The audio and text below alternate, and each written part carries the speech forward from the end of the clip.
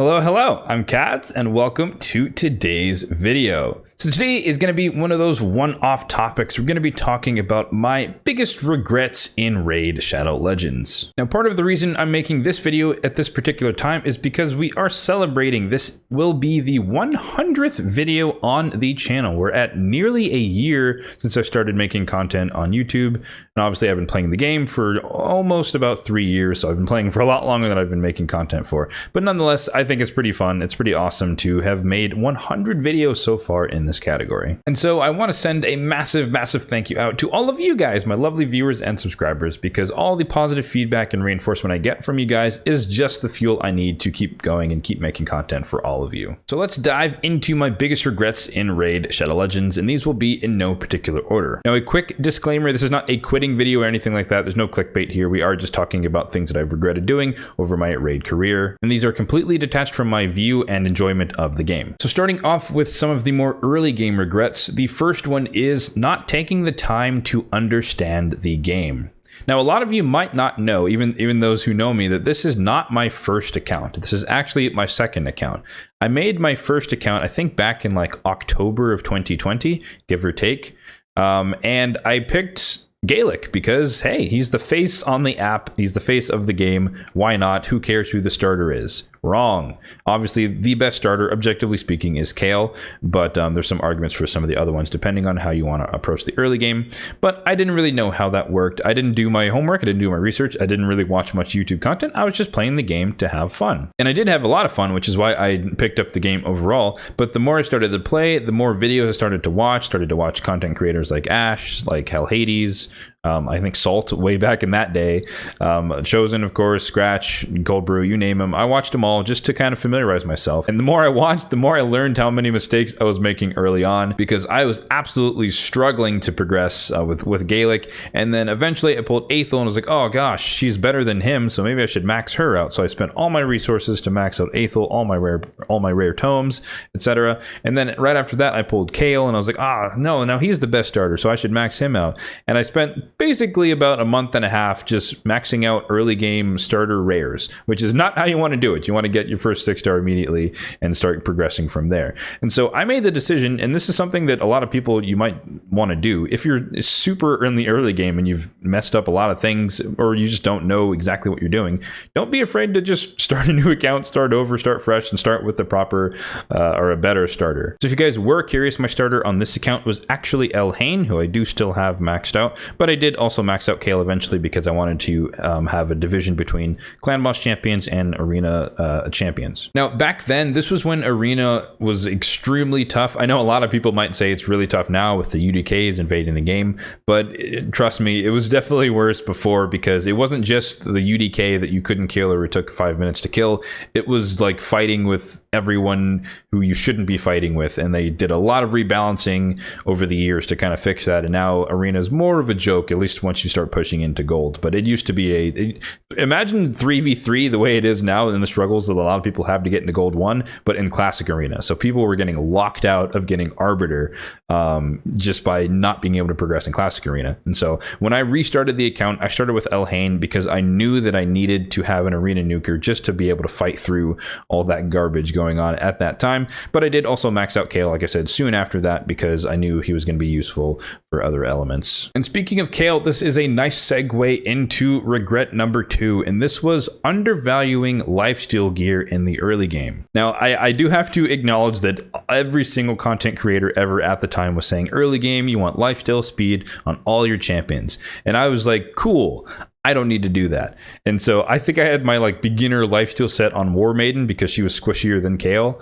And I left it on her and I let her heal. And then I've just struggled because it took me a long time to get any reviver on my account, which is, again, back then we didn't have all the champions you do have in the game now. So there weren't that many options. Eventually, I think I got Reliquary Tender, which is my first ever reviver on the entire account. This is before they even added the champions for Broadmaw to the Bazaar. So that wasn't an option if you really needed something early game. game. And so I was just struggle busting my way through content. Wardmaid would stay alive because she had Lifesteal, and Kale would just suffer because he wasn't in it.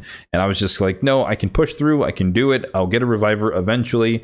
And honestly, I should have just gone to the campaign, farmed up some Lifesteal, and just put it on Kale, and so that both of them could heal, not just her. And if your gut reaction is campaign, why would I go get gear from the campaign? I do think it is definitely gets somewhat underrated here, because if we go to, I think, Vladimir Strait, or the Bad Alcazar stage, you can get, at least on Brutal, you can get up to 5-star, like for speed boots, you can get 5-star HP percentage, attack percentage, defense percentage chests. So in the early game, 5-star is perfectly fine, and that's probably most of what you need. Even though it's like common and uncommon, as long as the main stat's good and you get the lifesteal healing, that's really all you need.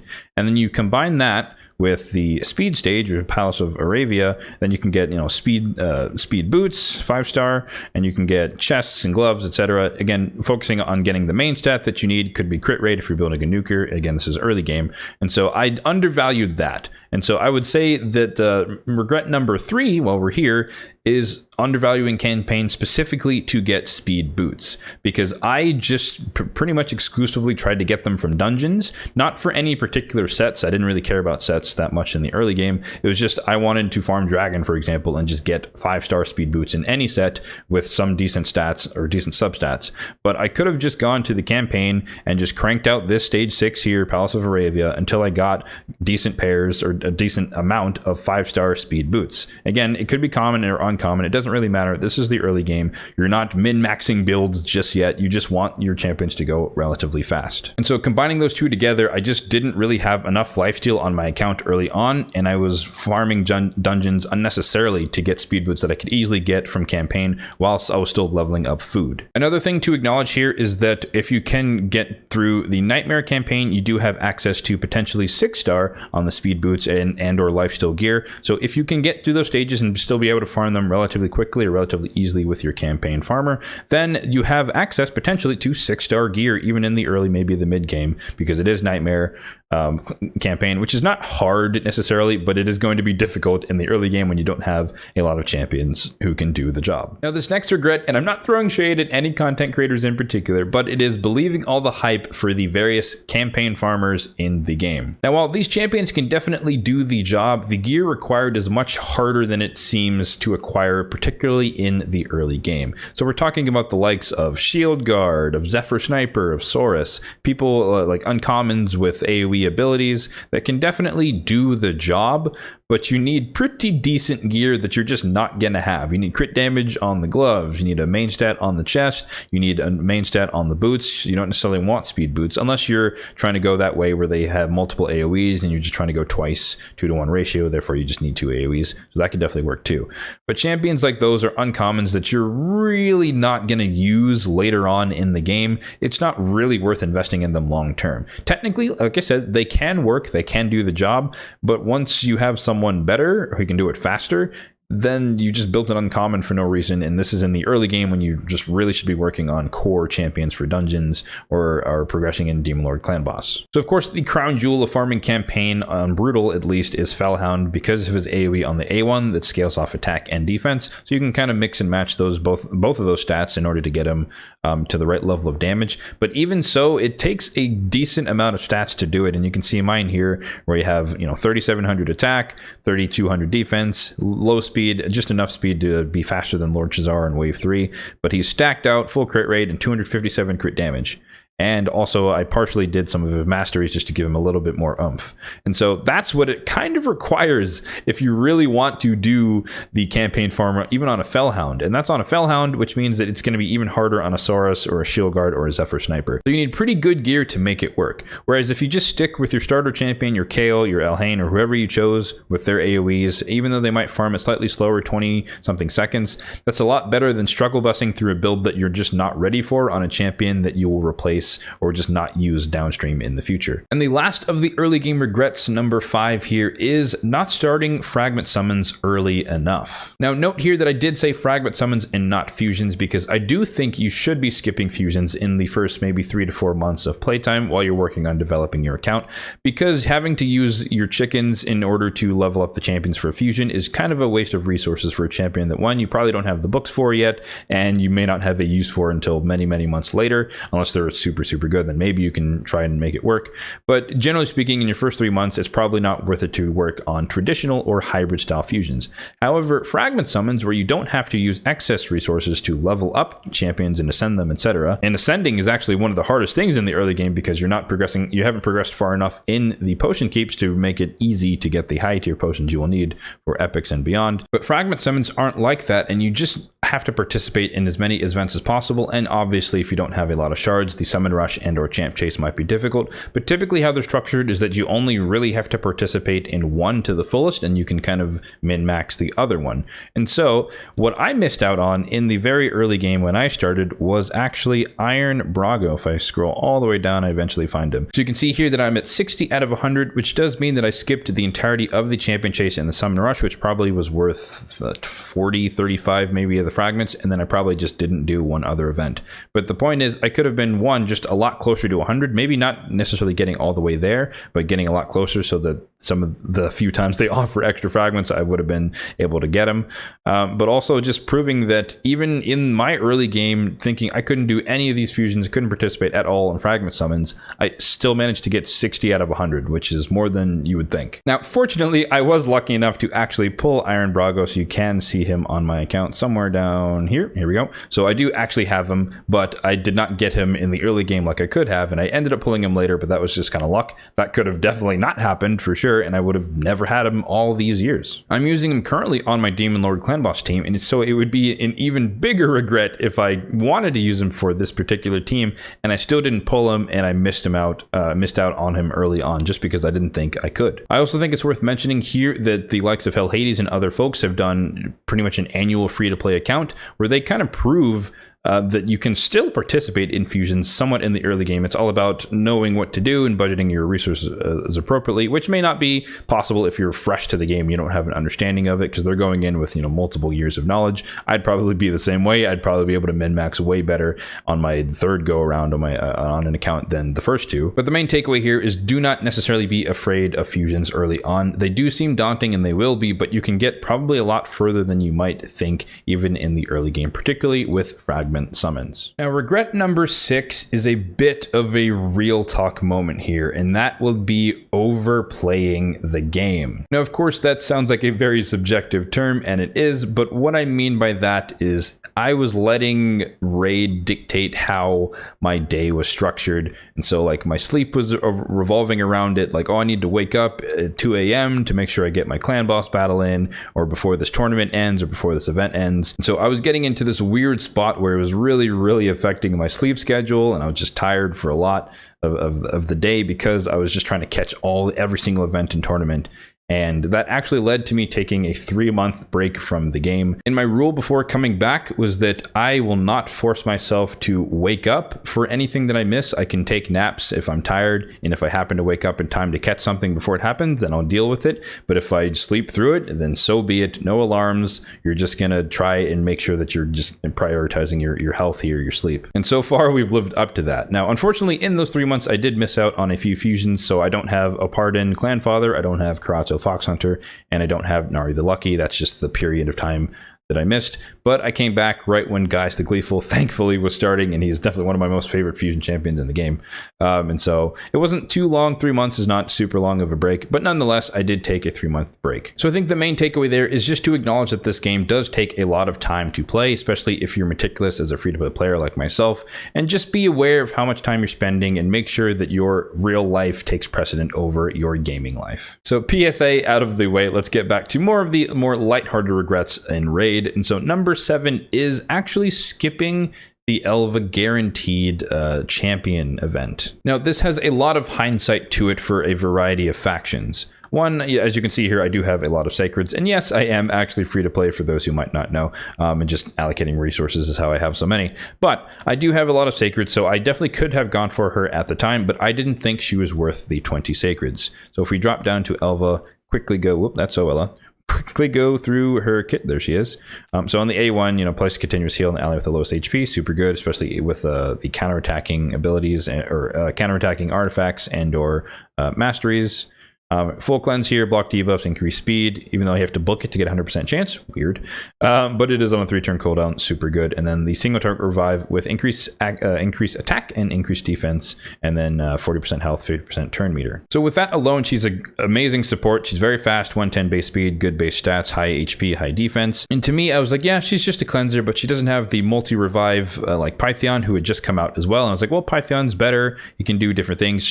I think she out heals him overall, just with the passive, which we'll talk about in a second, but I frankly underestimated her entire power. And so the reason she kind of grew on me as a champion is because, one, she has the Seal of the Drake's passive here, I guess Siphi the Lost Bride passive as well, where she just heals, everyone heals when they start their turn, which is nice.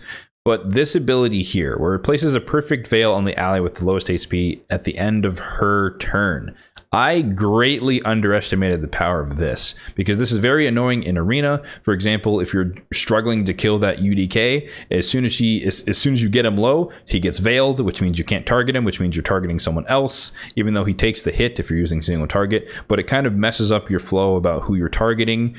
Same thing with like Mortu Macabres, where I typically like to handle Mortu Macabre by slowly either waiting for the stone skin to wear off or stealing his max HP, because I do have a Rotos, and just making his peril do less and less damage over time. But what's annoying about Elva is that whoever you're attacking, when she takes a turn or finishes her turn, she puts them under a veil, which sometimes can force you to only be able to attack Mortu, who you're avoiding because he's in stone skin, and then you have to hit him. He activates peril early because you're waiting, and he just murders whoever your nuker is. And so I underestimated the power of the veil as far as arena is concerned, but also for the sake of Hydra. I use Pytheon in my Nightmare Hydra clan boss team, but I think Elva would be better. One, because she just has the passive heal that every time someone takes a turn, they get 10%. She gets more continuous heals than he can provide. He doesn't provide any. He just heals in the A1. And then having the veil pop up on people who are low just protects them from the Head of Torment, which is a really, really strong extra ability. So definitely do regret not spending the shards on her. In addition to just her kit being better than expected, they haven't really done a guaranteed in many, many months, maybe not even since her. I think Mishinaki was a Summon Rush hybrid thing going on there, but they haven't done a pure guaranteed since Elva, I believe. So with all of that combined, with a full-blown hindsight, it's like, well, I would have had 20 less sacreds than I do right now, but that wouldn't really have mattered because I was expecting, every other month to have another guaranteed and another one and another one. So I wanted to be prepared for all of those scenarios, and those did not come to pass. So hindsight, I should have gone for Elva. And last but not least, the final regret, the story time that I've been walking around, dancing around for months here on the channel, messing up 2 fusions. Now, I've done a video before about why I do every single fusion in the game. I'm not going to go through all the points there, but I just have the capacity to do so, so why not? But there are a couple of fusions that I missed out on just because I made mistakes. And so the first one is Marinix. Now, Marinix is not the most useful champion, but it would have been just nice to have her because I put in a lot of work to get her. And what happened there was that the Summon Rush, where it was just your standard 2150 points, I pulled the 4 Sacreds, but I completely forgot to pull the 150 mystery shards. It was like super late on Sunday night, and I was just going ham in Tag Team Arena trying to push, maybe for Gold 1 at that point, I don't recall, but I was trying to push for something, and I just went over the time, and the Summon Rush ended. At that point, the end time wasn't quite in the middle of the night like it usually is now, and so I just was playing so hard in Tag Team Arena that I forgot to go back and do the Summon Rush and pull the 150 mystery shards, so I messed up the Summon Rush, which screwed the entire fusion because I missed out on the epic I was supposed to fuse, and I just couldn't complete it. So again, she's not the best champion in the game, but nonetheless, she is a legendary that I could have had, that I put in basically all the work aside from the Summon Rush in to get her. But the big kahuna is, of course, you guys have probably heard me say it before on the channel, and that is Helikath. Yes, we missed out on the Helikath fusion. Now, ironically, this is somewhat related to regret number 6, and I abided by my rule. But nonetheless, there was an Ice Golem tournament where I needed to get the one of the Lamaburs, the rare for the fusion, and I was super tired, so I decided to take a nap. And my rule, like I said, was that we're not going to set an alarm. If you don't wake up in time, you don't wake up in time. And I think I ended up waking up like 3 or 4 times during that period, but I was just so tired that I just kept falling back asleep, and eventually did that like, 3 or 4 times, and eventually the Ice Golem tournament ended, and I just didn't do enough runs to get the last rare. And so I really wanted Helikath at the time, not because I wanted to use him for Demon Lord Clan Boss or anything like that. I just thought he was one of the best, if not the best, block damage champion in the game. And even he's come into more power now with Live Arena, and probably more kind of killing or stripping buffs. But anyways, at the time, I don't even want to know. I think I spent like 3,000 gems on Ancient Shards to try and just get lucky with a rare. I pulled a bunch of Mystery Shards trying to get rares just to see if I could fix it and get Lamabur, just a bonus copy. Didn't happen, obviously. And yeah, so still to this day, I do not have a Helikath on my account, all because I was too tired on one particular night to just run a few more runs of Ice Golem. So that's going to do it for my biggest regrets in Raid Shadow Legends. But I do want to also add 3 mistakes that a lot of players make that I happen to not make. Again, primarily because I was watching content creators fairly early on, maybe like a month or a few weeks in, just so I could learn the game and understand it. But a lot of players make a lot of common mistakes that I want to highlight right now. The first of which is not understanding what speed and accuracy do. So if we just look at any random champion, right, we see they have speed and they have accuracy. You need speed in order to take turns. That's what determines your turn meter fill rate, is your speed, and you need accuracy to land debuffs. So this is probably a bad example. Rotos doesn't have that many debuffs. So let's take Theodora, for example. You need enough accuracy to deal with the level of content that you're doing. Accuracy is what counteracts resistance, or in resistance is what allows you to resist debuffs being landed on you. And so you need enough accuracy to overcome your enemies or opponent's resistance, and therefore accuracy is very, very important for anyone who places any debuffs in the game. Now, of course, this depends on where you are in the game and how far you are in progression, how far in a dungeon you are. And I recommend looking at hellhades.com, where they do have the raid stages tool, which is free for any player with a HH Gaming account or whatever. And you can just plug in whatever dungeon or stage you're working on, and you can see the stats required to beat that particular stage. And in the end game, it gets harder and harder, but in the early game, it's a lot easier, about 10 accuracy per stage of dungeon, for example. So the main takeaway here is that if you're in the early game, if you're in the mid game, do not forget about speed, because you do need speed to take turns, and that's how you go ahead of your enemies. And do not forget that you need an adequate amount of accuracy to actually land your debuffs, particularly on champions who need debuffs. And in a similar vein, I do want to talk about flat stats. And so I can honestly go on my account right now and filter this on anything that has a flat stat on the bottom pieces, and you will see that it is exclusively in a couple of sets. The speed set, where if you're looking for pieces with speed substats, it's fine. Flat stat can work because you're just prioritizing speed. I have like a couple in immunity, because immunity, I'm treating that kind of like a speed set, where if I want someone in immunity just with fast or just with a high speed, then that can work too. Relentless, I just haven't chaos rolled them. Other ones might have just slipped through on an accident that I probably shouldn't be keeping, like this guy here. We can sell that and do it live here. Speed sets, or divine speed, same as speed set, and righteous is again another speed set. But you can see here basically zero pieces that are flat stat on the bottom pieces. They're not really that helpful. They don't give you speed. They don't give you a high amount of stats, because the percentages scale way better. These are 90-something% of the time just throwaway pieces, but I do see them on a lot of accounts that are in the early game. So you don't want to do this. Generally speaking, on 90-something% of your champions, you do want speed on the boots. But as you progress into the mid game and the end game, then you might have some champions who switch over to attack percentage boots if they're a nuker, or defense percentage boots if they're a tank, or HP percentage boots, etc. So you can kind of diversify a little bit depending on the needs of the build, but don't forget that you still need an appropriate amount of speed for the level of content that you're doing, and enough accuracy to land your debuffs if you're a debuffing champion. The other big mistake that a lot of players make is, of course, prioritizing sets over stats, which is incorrect. You want to prioritize stats over sets.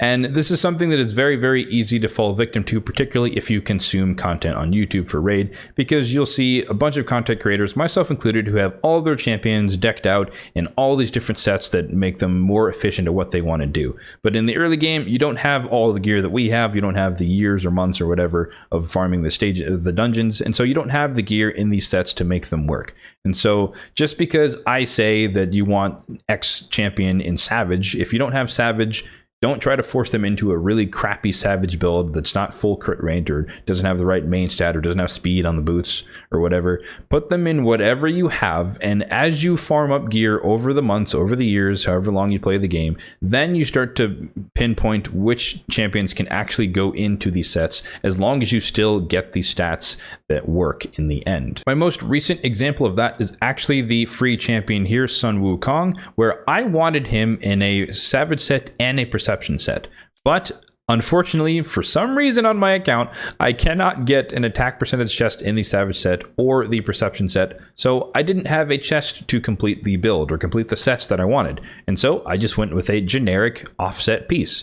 Even though I don't get the extra 40 accuracy that I wanted from Perception to bring him a bit higher on accuracy so we can actually land Polymorph on the A2, I just accepted it because I don't have the gear. And so I'm prioritizing his stats, which is getting something with attack percentage, over the set of forcing him into Perception, where he might not be full crit rate, or he might not have enough speed, or he might not have enough accuracy. And just like a person who's earlier in the game, I will be working to farm Fire Knight, especially I think there's like a 3x Savage starting soon. And then I'll keep farming Faction Wars to keep getting more Perception forged materials and just keep trying my luck. And hopefully, eventually I'll get some 6-star attack percentage with speed and crit on the main stat. And the last mistake that a lot of players make is valuing legendaries over epics. Now, generally speaking, most legendaries are better than most epics just because they have more abilities in their kits than epics typically have. That's not to say that there aren't epics who are better than legendaries. There definitely are, but generally speaking, the consensus is that a legendary will have more capability than an epic by design. But when you're starting out, you're not going to have a ton of legendaries at all, and you're not going to have a ton of legendary books, more importantly. And so I would put more stock in epics, and you can see if I scroll down here, I have loads of epics built on my account, and these are the ones that are just not relegated to Faction War specifically. I have more in the vault. I guess we can do this live. We can include the vault here, expand that a bit more. So I have tons of epics maxed out on my account, and a lot of them are used in different areas, maybe not core teams, for example, but they are used on my account. And the point here is that epics are like the backbone of your account in the early to mid game, because you're not going to have a ton of legendaries. I mean, I've been playing for 3 years and now I have a ton, but at that time I didn't. And more importantly, you don't have all the books to book all the legendaries, so you can't use them all unless you're religiously farming Ultra Nightmare Clan Boss. So the takeaway here is don't just write off champions because they're epics, because they might actually be better than some legendaries, and don't assume that all legendaries must be better than all epics because they're legendary, because there are definitely some crappy legendaries in this game. So you want a healthy balance of it, and I say when you're in the early to mid game,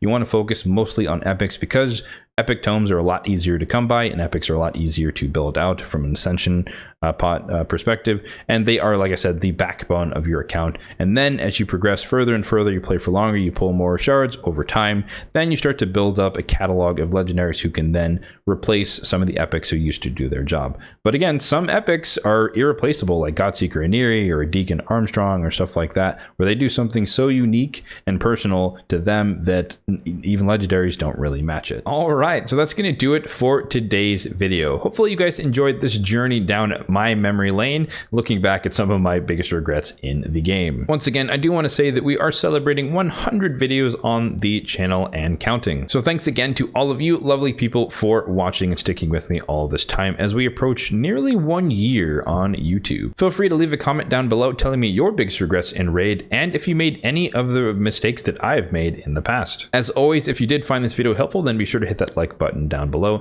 and feel free to subscribe to the channel as well, but only if you are enjoying the content. Thanks for watching, and have a good one.